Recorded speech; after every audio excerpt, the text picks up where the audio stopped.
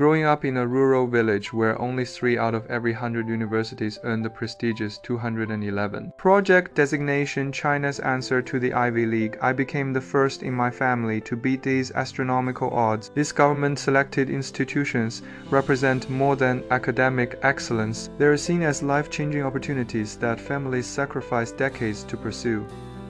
Naturally, I was crowned the model child everyone compared their kids to. But there was a catch. Like many students from underprivileged backgrounds, my entire world revolved around textbooks. When college applications arrived in 2012, years before smartphone apps revolutionized China's high-stakes Gaokao college entrance system, my cousin and I relied on a dog-eared admissions guidebook.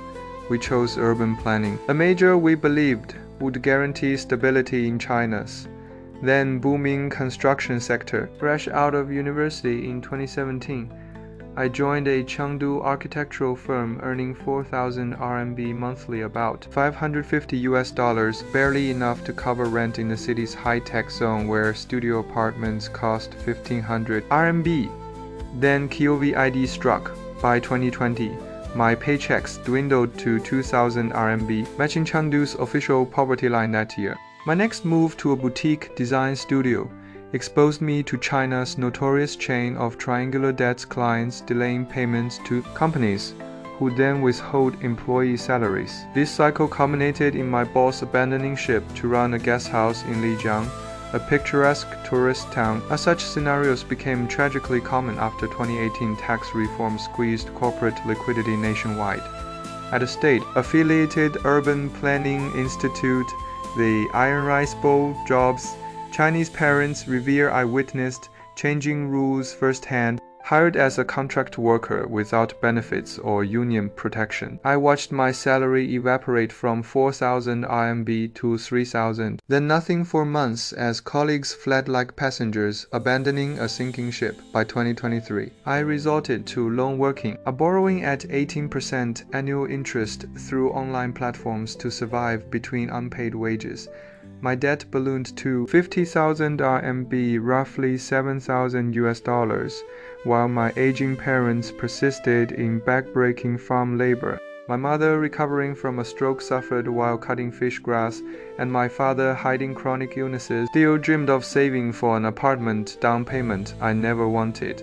Last month, I shocked my family by joining an electric vehicle battery factory in my hometown. At 28, I assemble lithium cells alongside vocational school graduates for 5,000 RMB per MON. My father called it a waste of his life sacrifices. My mother whispered suspicions that I'd been my university's worst student. The truth: I've joined China's lying flat, generation-educated youth, rejecting toxic hustle culture for basic dignity. This factory represents more than survival, as traditional sectors like construction wither. China's property market contracted by 7.1% last year. The Communist Party channels national resources into XNNG yuan, the new energy revolution.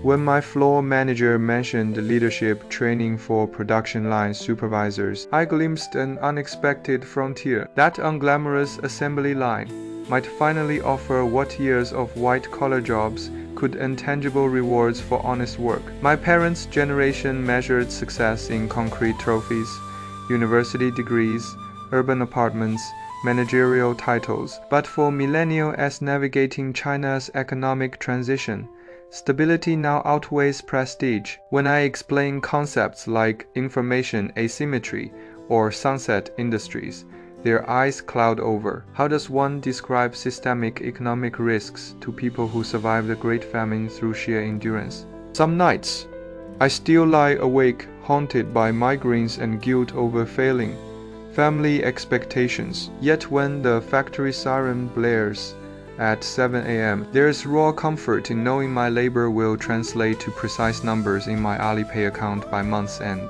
After years chasing empty promises, this predictability feels quietly revolutionary.